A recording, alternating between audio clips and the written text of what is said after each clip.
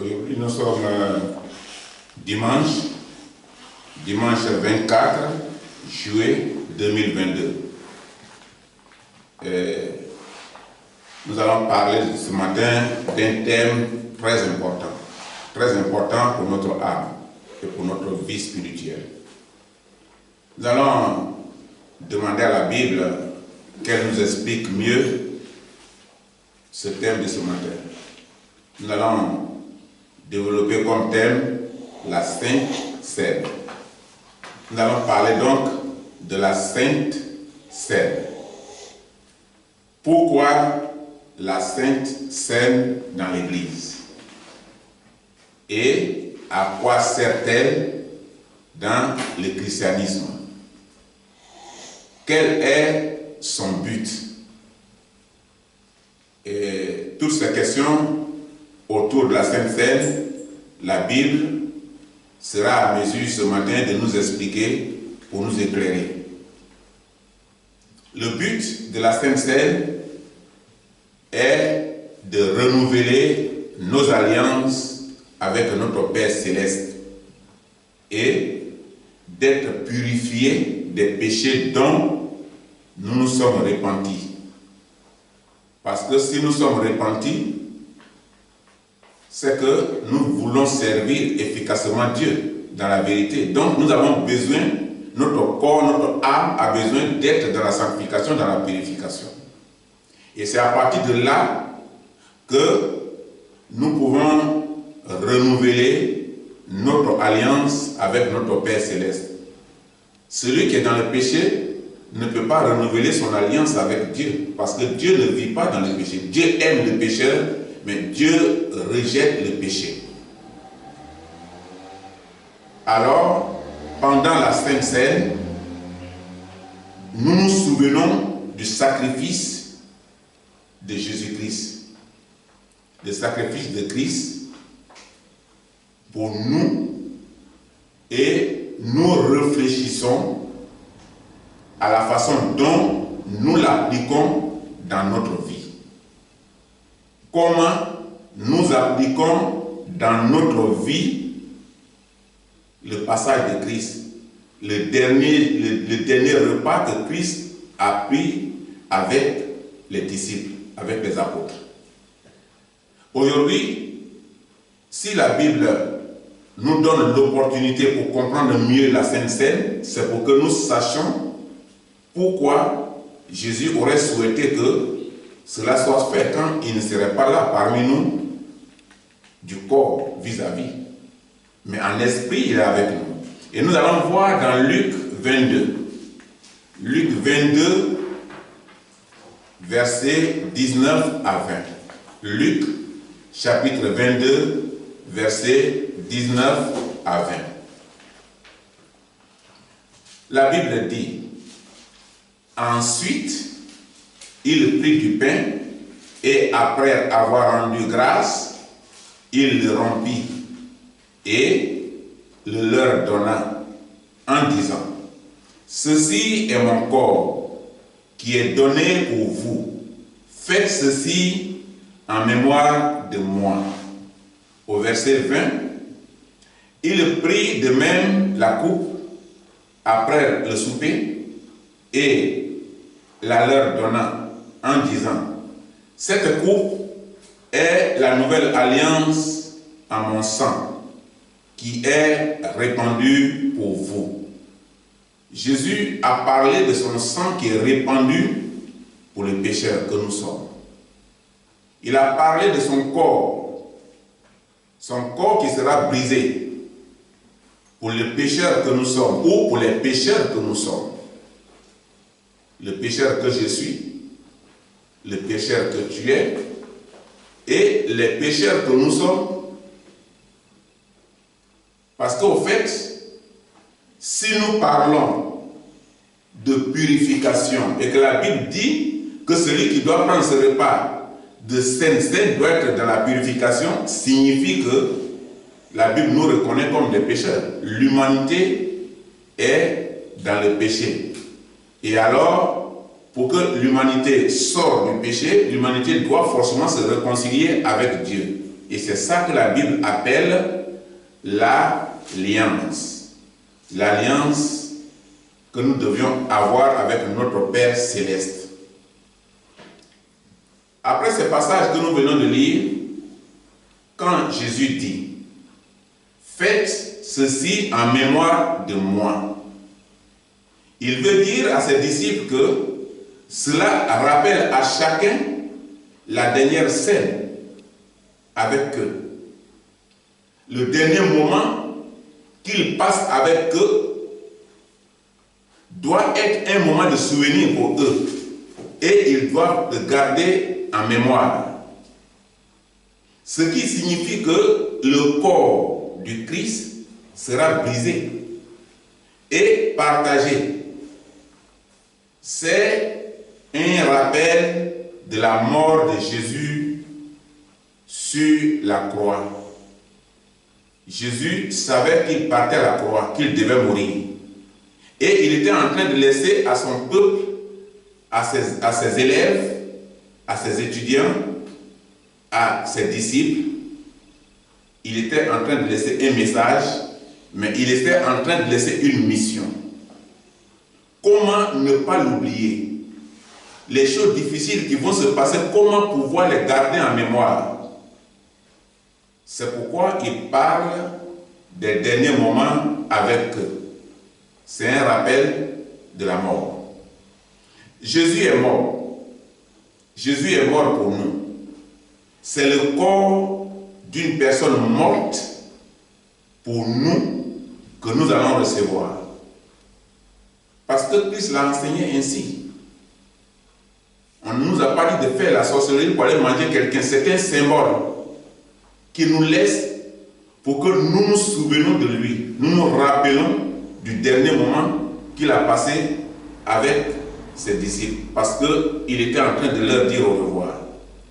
De même, après avoir soupé, il leur donna la coupe en disant « Cette coupe est la nouvelle alliance en mon sang qui est répandue pour vous. » Voilà ce que Christ voudrait laisser comme message aux disciples.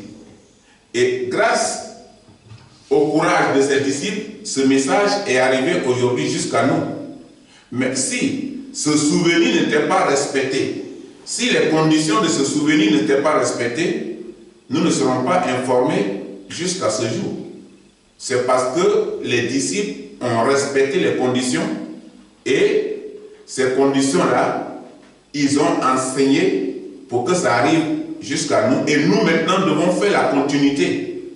Et tout est basé sur fidélité avec le repas de Christ. Nous allons voir dans 1 Corinthiens chapitre 11 verset 26. 1 Corinthiens chapitre 11 verset 26. Dans 1 Corinthiens 11 26, la Bible dit « Car toutes les fois que vous mangez ce pain et que vous buvez cette coupe, vous annoncez la mort du Seigneur jusqu'à ce qu'il vienne. » Est-ce que nous avons ce courage que les premiers disciples ont eu? Eux, ils ont eu le courage d'annoncer la mort de Christ. Ils ont eu le courage de faire exactement comme Christ leur avait demandé. Et maintenant, ça doit se faire jusqu'à ce que Christ vienne encore ici avec nous sur la terre. Ceci a été institué par Jésus lors de son dernier repas avec ses disciples. Et c'est pourquoi c'est beaucoup important. C'était les derniers moments qu'il devait passer avec eux. Et ces derniers moments, il était en train de leur dire ce qu'ils devaient faire et qu'ils devaient garder en souvenir de lui. C'est ce qu'il était en train de leur donner. Donc, le pain et la coupe désignent son corps brisé et son sang versé. Mais l'apôtre Paul a posé une condition. Une condition à celle ou à celui qui veut manger ce pain et boire de cette coupe. Et vous voyez que dans toute chose, il y a un principe, il y a une condition, on appelle ce qu'on appelle la loi. Dans chaque chose, il y a une loi qui t'autorise ou une loi qui ne t'autorise pas. Et Jésus, pour ne pas que les disciples soient coupables, Paul a été inspiré exactement pour enseigner ce que Christ avait ordonné. Et il a posé une condition dans la réception de cette nourriture spirituelle. Qu'est-ce que Paul dit? Nous allons lire dans 1 Corinthiens 11, 27. 1 Corinthiens chapitre 11, 27, la Bible dit: c'est pourquoi celui qui mangera le pain ou boira la coupe du Seigneur indignement sera coupable envers le corps et le sang de Christ. Ici, Paul se désengage de tout malheur ou tout ce que la suite peut donner comme conséquence. Et Paul dit indignement, celui qui veut ou qui va manger ou boire indignement, lui-même là sera coupable. Indignement. Ceci signifie le péché, quelque chose d'indigne. La Bible détermine le mot indignement comme péché. Celui qui est dans le péché doit s'abstenir du corps et du sang de Christ. Parce que c'est le symbole de son sacrifice. C'est le symbole de sa mort. C'est le symbole de tout son poids qu'il a mis au service du peuple. Et c'est significatif. Ce n'est pas par hasard que Jésus aurait fait ceci. Il connaît que ce serait important après son départ. C'est pourquoi il veut que ce soit un souvenir. Et lorsque l'homme voit comment Christ est mort, de façon tragique, alors automatiquement, nous nous souvenons du dernier temps qu'il passait avec les disciples selon qu'il leur a été enseigné. Donc, c'est un symbole de son sacrifice. C'est pourquoi Paul parle de la coupe de bénédiction dans 1 Corinthiens. Dans 1 Corinthiens 10, verset 16. 1 Corinthiens chapitre 10, verset 16, la Bible dit: la coupe de bénédiction que nous bénissons n'est-elle pas la communion au sang de Christ? Le pain que nous rompons n'est-il pas la communion au corps de Christ? Voilà la question que Paul pose à l'église de Corinthe. Et la même question, la Bible nous pose. Parce que c'est la base de la vie chrétienne. La confiance en Christ. La pureté et la sanctification pour servir Dieu et pour manger avec Christ. Ici, c'est une invitation de Christ. Mais dans cette invitation, Christ n'invite pas n'importe qui. Parce que quand nous lisons ce verset, ceci nous explique clairement que celui qui prend le pain et boit la coupe mange littéralement la chair et boit le sang de Jésus-Christ. Et la Bible présente la Sainte Seine comme un mémorial. Un mémorial dans lequel le pain et le vin sont des symboles. Donc, on ne peut pas jouer avec le sacrifice terrible de Christ. On ne peut pas jouer avec sa vie qu'il a donnée pour un peuple, pour celui qui croit en lui. Celui qui croit en lui doit respecter les consignes qu'il a laissées aux disciples. Nous sommes des disciples. Les apôtres se sont sacrifiés pour que ces consignes arrivent jusqu'à nous. Pour dire, voilà, Maître nous a laissé des consignes pour que ces consignes soient transmises jusqu'à vous. Et nous l'avons fait. Maintenant, à vous de faire la continuité. C'est pourquoi les prédicateurs continuent de faire dispenser ces paroles pour que ça touche beaucoup de vies et beaucoup de vies qui sont à l'intérieur de l'Église, qu'elles sachent ce qu'elles font et pourquoi il y a ce qu'on appelle le repas de Christ et quels sont ceux qui seront concernés. Ces symboles qui aident le chrétien à se souvenir du sacrifice expiatoire de Jésus-Christ et à attendre son retour. Parce que tu ne peux pas attendre son retour dans le mal, dans le péché. Tu dois attendre son retour dans la sanctification. Et c'est pourquoi la Sainte Seine ne se prend pas. Tu vas en visite dans une église, aujourd'hui on dit, quels sont les chrétiens qui sont baptisés, qui sont aptes pour prendre la Sainte Seine? Tu dois lever les doigts. Tu dois lever les doigts parce que tu seras préparé déjà en conséquence. Chaque jour, chaque minute, chaque heure. Et c'est ce que la Bible nous enseigne. C'est ce que la Bible nous dit de faire. Et c'est ce que nous avons lu dans 1 Corinthiens 10, verset 16. Parce que ces symboles nous aident. Cette pratique est la seule qui soit censée dans toutes les églises. Toutes les églises qui reconnaissent Jésus-Christ comme leur maître, comme leur sauveur, comme leur rédempteur. Donc, s'il y a une église qui se dit église, qui ne reconnaît pas ce que dit Christ et qui ne fait pas ce que fait Christ ou ce qu'a fait Christ ou les consignes que Christ a laissées, alors il n'est pas disciple. Un disciple doit se conformer à l'enseignement du maître.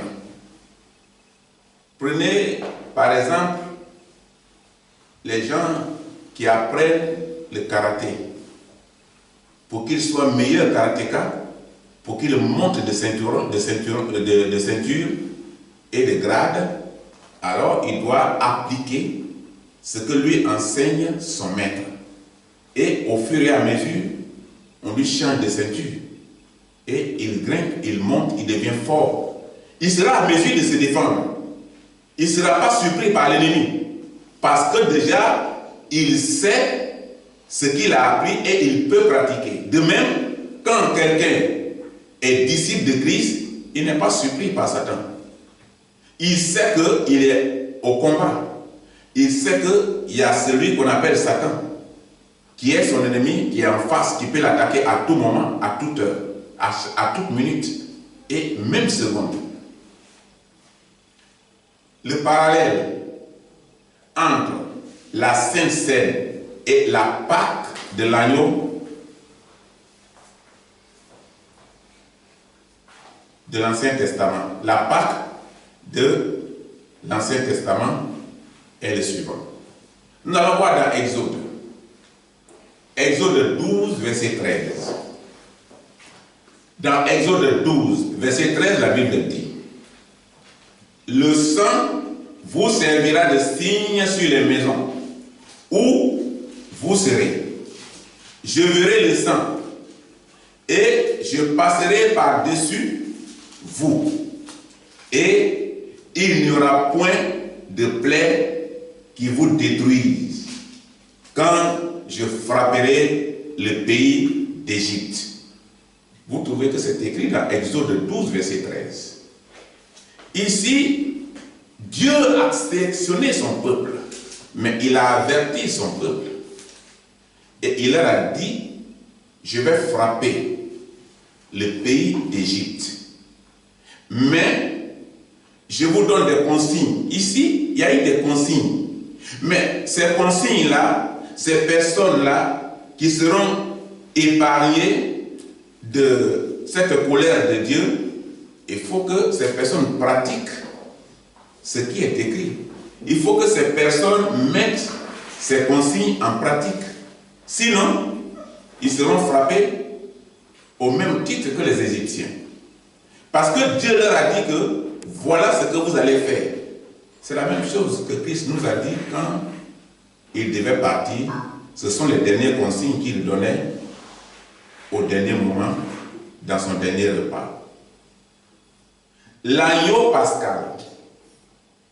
L'agneau pascal dont le sang aspergé sur les portes des maisons aura sur les portes des maisons sauva des Israélites de la 10e plaie. Est aussi un signe merveilleux. Un signe merveilleux qui a marqué les Israéliens. Parce qu'en fait, les Israéliens ne s'attendaient pas à ça. Mais lorsque Dieu les a épargnés, lorsqu'ils ont vu ce que Dieu a fait à tous ceux qui n'avaient pas pratiqué ça, ils ont été marqués. Et cela leur permet de se souvenir de l'amour de Dieu pour eux. De même, les consignes de Christ nous permettent de nous souvenir de l'amour de Christ pour nous. Quand il mangeait le dernier repas avec ses disciples, ce qui est arrivé jusqu'à nous aujourd'hui. Dieu dit à son peuple que ce temps sera aussi marqué par un souvenir. Et cette époque leur servira de témoignage en l'honneur de l'Éternel, leur Dieu. Parce qu'au fait, ils vivaient en Égypte, mais ils n'étaient pas des Égyptiens.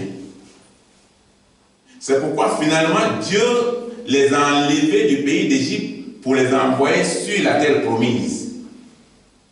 S'ils étaient restés en Égypte, l'Égypte est un pays idolâtre.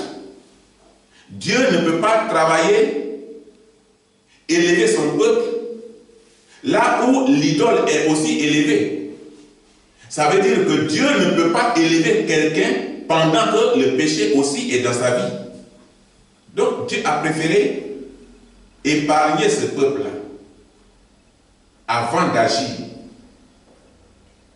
Dieu leur a dit, vous allez sortir d'ici. Et Dieu a enlevé les Israéliens et il les a conduits hors territoire égyptien avant de les élever pour que Israël devienne aujourd'hui un pays, l'un des pays les plus puissants du monde.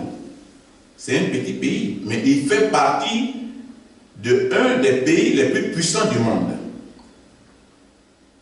Nous allons lire dans Exode 12, 26 à 27. Exode chapitre 12, versets 26 à 27. Et lorsque vos enfants vous diront, que signifie pour vous cet usage? Vous répondrez, c'est le sacrifice de Pâques en l'honneur de l'Éternel qui a passé par-dessus les maisons des enfants d'Israël en Égypte, lorsqu'il frappa l'Égypte et qu'il sauva nos maisons. Le peuple s'inclina et se prosterna. Voici ce que Dieu dit à son peuple d'expliquer aux gens. Il dit, vos enfants vont vous demander, mais ce signe-là, c'est par rapport à quoi? Dites-leur, qu'est-ce qui s'est produit réellement? Donc, ce qui s'est produit réellement, c'est que Dieu a frappé l'Égypte. Mais en épargnant ces maisons-là, parce que ces personnes vivaient en Égypte. Mais Dieu ne voulait pas frapper toute l'Égypte. Parce qu'il y avait là des gens qui étaient fidèles à lui. Il voulait les épargner. Et il leur a demandé d'avoir une marque sur leur porte. Et c'est ce qu'ils ont fait. Mais est-ce que nous avons une marque aujourd'hui sur notre vie? Est-ce que les gens de notre quartier, les gens de notre famille, les gens qui nous connaissent, est-ce qu'ils voient sur nous une marque qui n'est pas une marque égyptienne, mais qui est une marque de Dieu, qui peut permettre à Dieu de nous épargner à chaque moment? La question était posée aux Égyptiens. Et la même question était aussi posée aux Israéliens. Mais la question aussi nous est posée aujourd'hui. Parce qu'aujourd'hui, c'est nous qui sommes concernés. Dieu a dit ici de dire que les Israéliens devaient dire à leurs enfants ce qui s'est passé pour qu'ils gardent en souvenir. Et comme nous, la Bible nous a permis de connaître et de comprendre, c'est aussi un souvenir pour nous. C'est un souvenir pour nous. Donc, Dieu nous demande que nous ayons une marque devant notre porte. Et nous devons nous incliner comme ce que le peuple a fait. Lorsque le peuple a appris, le peuple s'inclina. Le peuple s'inclina et se prosterna. La Bible dit que le peuple s'inclina et se prosterna. L'agneau de la Pâque, dont le sang est versé, et le pain sans levain, nous parle du sacrifice de Christ, de son sang versé et de sa pureté et la pureté de sa personne, de sa parole, de sa vie avec nous. Car le mot levain symbolise le péché. Il en est de même du repas symbolique de la Sainte Seine, dont le pain doit être pris sans levain, c'est-à-dire sans péché. Voilà ce que la Bible recommande. C'est ce que la Bible avait recommandé dans les églises primitives, c'est-à-dire sans péché, sans levain. Et pour nous rappeler la pureté de celui qui fut brisé pour nous sur la croix. Et c'est pour nous racheter. Il fut brisé, ce n'est pas pour lui-même, c'est pour nous racheter. Au moment où Jésus instituait la Sainte Seine, le but était de nous enseigner cela.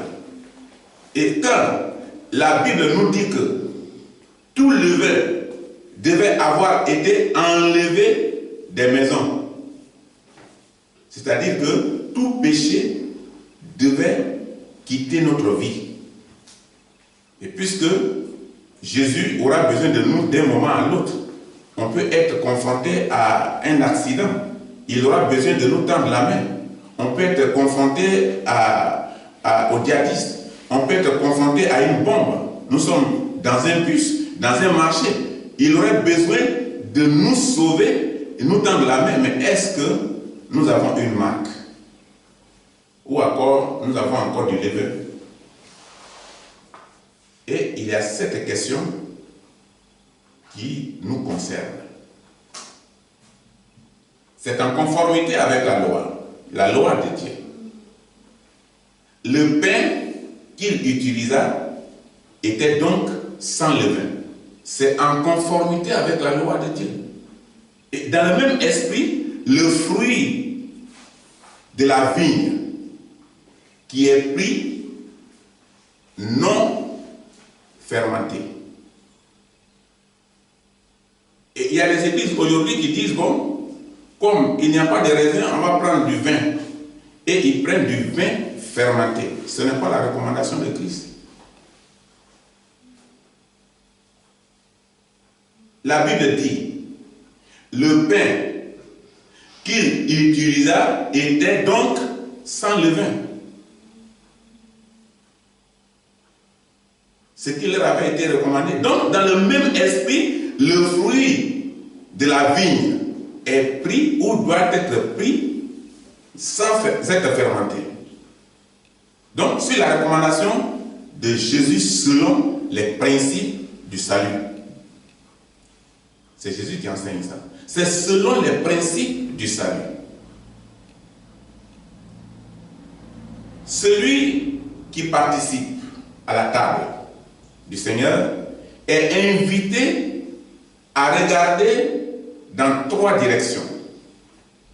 Ce n'est pas l'invitation d'un riche, ce n'est pas l'invitation d'un membre de la famille, d'un ami, c'est l'invitation de Christ qui a été sacrifié pour toi. Donc, il y a 3 directions. Premièrement, regarder en arrière. Mais qu'est-ce que regarder en arrière? Ce n'est pas regarder au péché. Ce n'est pas pour retourner comme la femme de Lot qui a regardé en arrière. Ce n'est pas ça. Ce n'est pas pour retourner en Égypte. C'est-à-dire retourner dans ses anciennes actions. Non. En arrière, c'est-à-dire qu'il doit annoncer la mort de Christ. C'est ça. Nous avons déjà la mort en arrière parce que Christ est ressuscité. Mais annoncer la mort de Christ. Voir 1 Corinthiens 11, verset 26. Dans 1 Corinthiens 11, verset 26, la Bible dit: car toutes les fois que vous mangez ce pain et que vous buvez cette coupe, vous annoncez la mort du Seigneur jusqu'à ce qu'il vienne. Jusqu'à ce qu'il vienne. Vous voyez, ici, c'est une recommandation. Donc, ça, c'est première direction. Deuxième direction. Deuxièmement, en lui-même. Regardez en lui-même. Il faut regarder en toi-même. C'est ce que la Bible nous dit. Et nous venons de lire dans 1 Corinthiens 11, verset 26. Bon, maintenant, regardez en soi-même là, deuxième partie. Qu'est-ce que la Bible nous dit? Que nous allons voir dans 1 Corinthiens 11, 28. Regardez en soi-même. S'il ne se reproche rien. Quelqu'un qui regarde en soi-même, c'est quelqu'un qui ne se reproche rien. Si sa vie chrétienne est en accord avec la recommandation de Jésus-Christ, qui s'est sacrifié pour lui, là, il regarde en lui-même. Est-ce que ma vie est en conformité avec la parole de Dieu? Est-ce que ma vie est en conformité avec la recommandation de Christ? Est-ce que ma vie me permet de manger à table avec le Seigneur? On trouve dans 1 Corinthiens 11, 28. Donc dans 1 Corinthiens 11, 28, que dit la Bible? Que chacun donc s'éprouve soi-même et qu'ainsi il mange le pain et boive de la coupe. Voilà ce que nous dit la Bible. Troisième direction. Troisièmement, vers l'avenir. Nous avons regardé en arrière, qui était la mort de Christ. Nous avons regardé en nous-mêmes, qui était notre vie, que nous devons vérifier si elle est en conformité avec Dieu et avec sa recommandation. Et en troisième position, vers l'avenir, la destination finale. Parce qu'on vient à l'église pour un but, c'est pour le salut. Et c'est le salut qui est la destination finale. Parce que personne ne restera ici pied sur pied. Nous sommes appelés à partir de ce monde. Donc, qu'est-ce que signifie la destination finale? C'est-à-dire qu'il doit s'abstenir des choses du monde pour faire la volonté de Jésus-Christ qui jugera le monde. Qui jugera le monde. Jusqu'à ce qu'il faut être fidèle jusqu'au jour où celui qui jugera le monde vienne. Voilà la troisième direction. Voilà ce que nous recommande la troisième direction. La Sainte Seine. La Sainte Seine a donc une portée historique, personnelle et prophétique. Parce que Jésus a enseigné ça et Jésus a expliqué pour que ses disciples expliquent, pour que ça arrive à nous. Mais c'était des choses qui devaient arriver après. Donc c'était prophétique. Et c'est après sa mort que les disciples ont compris. Donc elle évoque la croix de Jésus-Christ. Mais elle évoque aussi la conscience du chrétien et la couronne de vie. Maintenant, nous sommes dans des questions importantes. Qui a le droit de participer à la Sainte Seine?